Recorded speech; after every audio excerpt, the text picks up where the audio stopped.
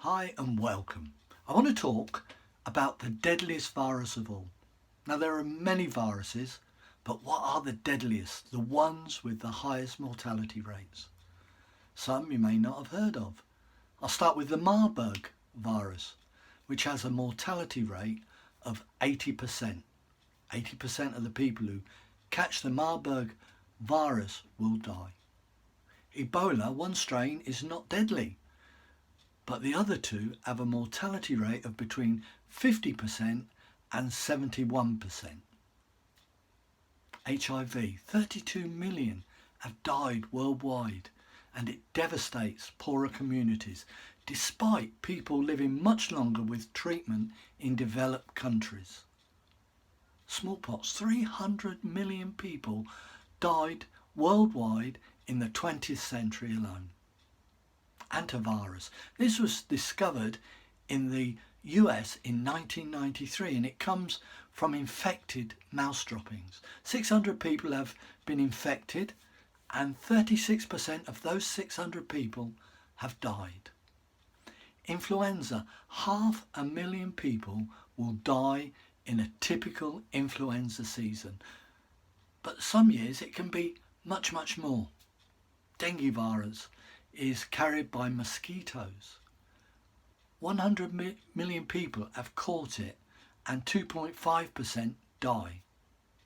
We know there are many coronaviruses, one of which is COVID-19. But the deadliest is MERS, which has a mortality rate of between 30% and 40%. And also the common cold is a coronavirus. And none of the coronavirus has a cure. We've seen that the world is putting all their hope for defeating the COVID-19 virus on a vaccine, and we are told that we must learn to live with it amongst us in what is called the new normal. But we've always lived with viruses and developed treatments. But most viruses have no cure as such. We can only develop methods of treatment to control the virus. But far more deadly than any of these is the one thing that dwells within each one of us: sin. The mortality rate for sin is 100%. And it started long ago. In fact, very soon after God created Adam. Adam sinned by eating from the tree of the knowledge of good and evil, despite a command from God not to do so. Then Adam's son Cain killed his brother Abel.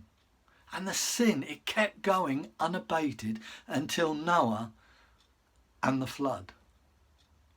But even after that, man continued to sin. So God gave the people of Israel the law through Moses. The purpose being that they could then learn what sin was. The problem is that we are basically enemies of God because of our sin nature. God created us because he wanted us to be like him, in the image of him.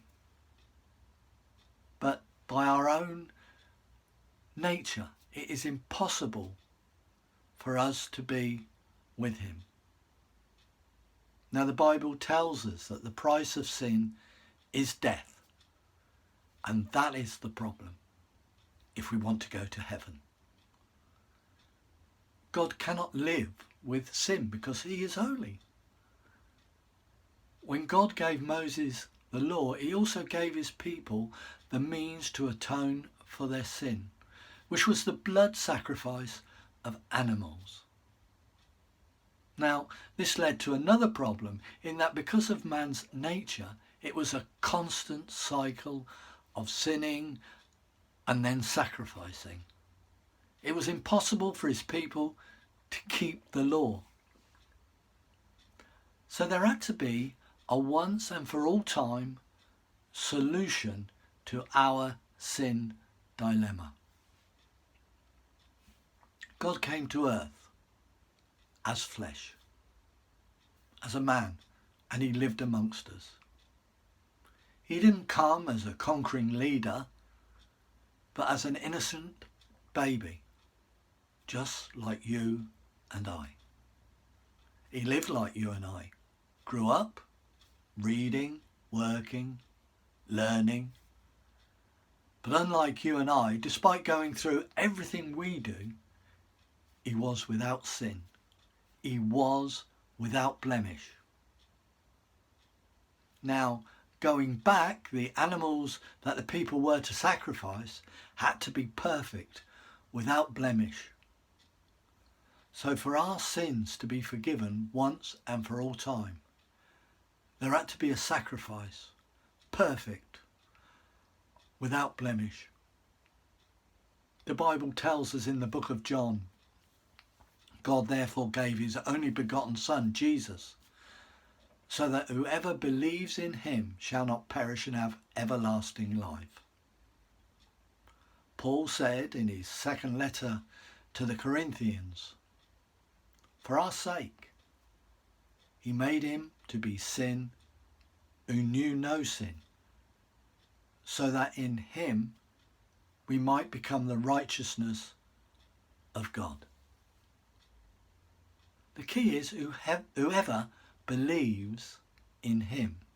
So the opportunity is open to all.